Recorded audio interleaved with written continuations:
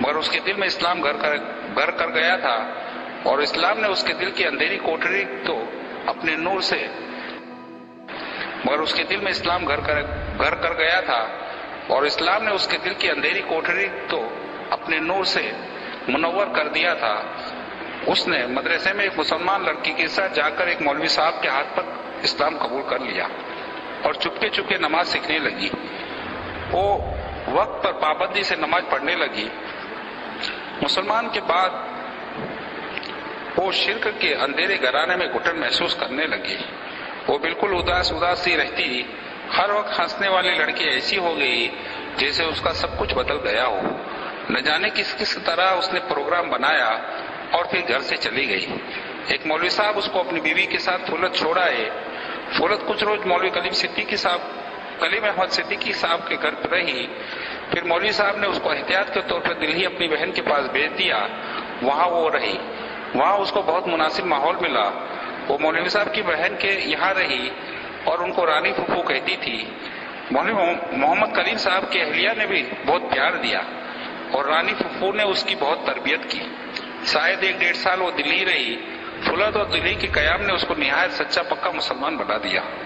اسے اپنے گھر والوں کو خصوصاً اپنی ماں سے بہت محبت تھی۔ اس کی ماں بہت بیمار رہتی تھی۔ ایک رات اس نے خواب میں دیکھا کہ اس کی ماں مر گئی ہے۔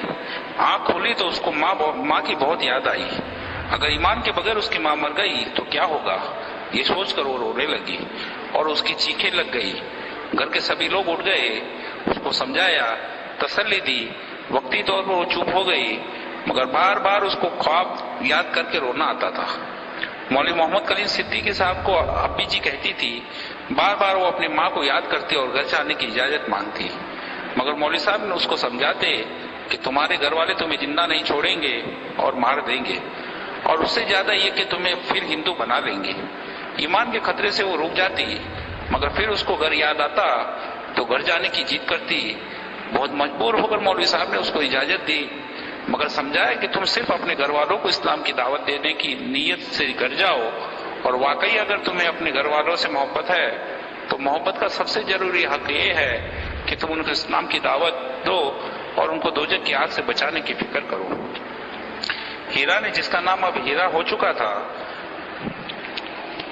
کہا کہ وہ تو اسلام کے نام سے ہی چڑھتے ہیں، وہ ہرگز اسلام نہیں قبول کر سکتے۔ اس نے گھر میں بتایا تھا کہ مولوی صاحب نے کہا کہ جب اللہ تعالیٰ ان کے سینے کو اسلام کے لیے کھول دیں گے تو پھر وہ کفر اور شرک سے بھی اسی طرح چڑھنے لگیں گے جس طرح اسلام سے چڑھتے ہیں۔ مولوی صاحب نے اس سے کہا کہ تم بھی تو اسلام سے اس طرح چڑھتی تھی جس طرح آپ شرک سے نفرت کرتی ہو۔ اللہ سے دعا کرو اور مجھ سے عہد کرو کہ تم گھر اپنی ماں اور گھر والوں کو دوزخ سے بچانے کی فکر میں جا رہی ہو۔ اگر تم اس نیت سے جاؤ گی تو اول تو اللہ تمہاری حفاظت کریں گے، اور اگر تم کو تکلیف بھی ہوئی تو تکلیف ہوگی جو ہمارے نبی صلی اللہ علیہ وسلم کی اصل سنت ہے، اور اگر تمہارے گھر والوں نے تمہیں مار بھی دیا تو شہید ہوگی، اور شہادت جنت کا مختصر ترین راستہ ہے، اور یقین ہے کہ تمہاری شہادت خود ان کے لیے ہدایت کا ذریعہ بن جائے گی۔ اگر تم گھر والوں کو دوزخ سے بچانے کے لیے اپنی جان بھی دے دو گی اور ہدایت پا جائیں گے تو تمہارے لیے سستا سودا ہوگا۔ مولوی صاحب بتاتے ہیں کہ انہوں نے اس کو 2 رکعت نماز پڑھ کر اللہ سے ہدایت کی دعا کرنے اور دعوت کی نیت سے اپنے گھر جانے کا عہد کرنے کو کہا۔ وہ دہلی سے پھولت اور پھر ہمارے گھر آئی۔ ہم لوگ اس کو دیکھ کر آگ ببولا ہو گئے۔ میں نے اس کو جوتوں اور لاتوں سے بہت مارا۔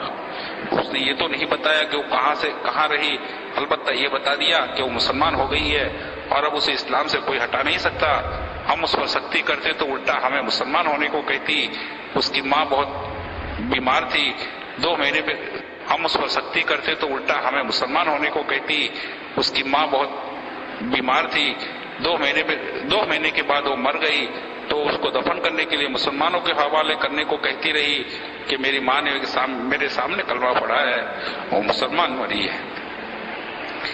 اس کو جلانا بڑا جرم ہے، مگر ہم لوگ کس طرح اس کو دفن کرتے، اس کو جلا دیا۔ روز ہمارے گھر میں ایک فساد ہوتا، کبھی وہ بھائیوں کو مسلمان ہونے کے لیے کہتی، کبھی باپ کو۔ ہم لوگوں نے اس کو میرٹھ اس کے ننیال میں بھیج دیا۔ اس کے ماموں اس کی مسلمانی سے عاجز آ گئے اور انہوں نے مجھے اور میرے بھائی کو بلایا کہ اس ادھرم کو ہمارے یہاں سے لے جاؤ۔ ہم لوگ روز روز کے جھگڑوں سے عاجز آ گئے. میں نے بجرنگ دل کے ذمہ داروں سے مشورہ کیا. سب نے اسے مار ڈالنے کا مشورہ دیا. میں اسے گاؤں لے آیا. ایک دن جا کر ندی کے کنارے 5 فٹ گہرا گڈھا کھودا. میں اور میرے بڑے بھائی یعنی ہیرا کے والد اس کو گاؤں لے جانے کے بہانے لے کر چلے کہ تیری بوا کے یہاں جا رہے ہیں. اس کو شاید سپنے میں اصل حقیقت کے بارے میں معلوم ہو گیا تھا. وہ نہائی اور نئے کپڑے پہنے اور ہم سے کہا کہ چچا آخری نماز تو پڑھ لینے دو. جلدی سے نماز پڑھی اور خوشی خوشی دلہن سی بن کر ہمارے ساتھ چل دی. آبادی سے دو راستے سے الگ جانے کے باوجود اس نے ہم سے بالکل نہیں پوچھا کہ بوا کا گھر ادھر کہاں. ندی کے پاس بالکل پاس جا کر اس نے ہنس کر اپنے باپ سے پوچھا آپ مجھے بوا کے گھر لے جا رہے یا پیا کے گھر؟ کس دل سے پوری کروں یہ داستان؟ پوری تو کرنی ہی ہے. میرے تھیلے میں 5 لیٹر پیٹرول تھا. ہیرا کا حقیقی باپ اور میں ظالم چچا دونوں کے ساتھ وہ سچی مومنہ اور عاشقہ ہم اس کو لے کر گڈھے کے پاس پہنچے جو ایک روز پہلے پروگرام کے تحت کھودا تھا. اس درندے چچا نے یہ کہہ کر اس پھول سی بچی کو اس گڈھے میں دھکا دے دیا کہ تم ہمیں نرک کی آگ سے کیا بچائے گی، لے خود مزہ چکھ نرک کا. گڈھے میں دھکا دے کر میں نے اس کو اوپر سارا پیٹرول ڈال دیا اور ماچی چلائی. میرے بڑے بھائی یعنی ہیرا کے والد بس روتے ہوئے اس کو کھڑے دیکھتے رہے.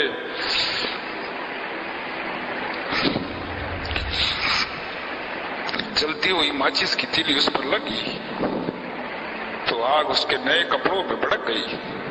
وہ آگ لگتے ہی وہ گڑھے میں کھڑی ہو گئی اور جلتی آگ میں ہاتھ آسمان کی طرف اٹھا کر چیخی میرے اللہ آپ مجھے دیکھ رہے ہیں نا، میرے اللہ آپ مجھے دیکھ رہے ہیں نا، میرے اللہ آپ مجھ سے محبت کرتے ہیں نا، اپنی ہیرا سے بہت پیار کرتے ہیں نا. ہاں میرے اللہ آپ غار ہیرا سے بھی محبت کرتے ہیں اور گڑھے میں جلتی ہوئی ہیرا سے بھی محبت کرتے ہیں نا. آپ کی محبت کے بعد مجھے کسی کی محبت کی ضرورت نہیں. اس کے بعد اس نے زور سے کہنا شروع کیا پتا جی اسلام ضرور قبول کر لینا، مسلمان ضرور ہو جانا، چاچا مسلمان ضرور ہو جانا. اس پر مجھے غصہ آ گیا اور میں بھائی صاحب کا ہاتھ پکڑ کر چلا آیا. بھائی مجھ سے کہتے رہے کہ ایک بار اور سمجھا بجھا کر دیکھ لیتے، مگر مجھے ان پر غصہ آیا. بعد میں واپس آتے ہوئے ہم نے گڑھے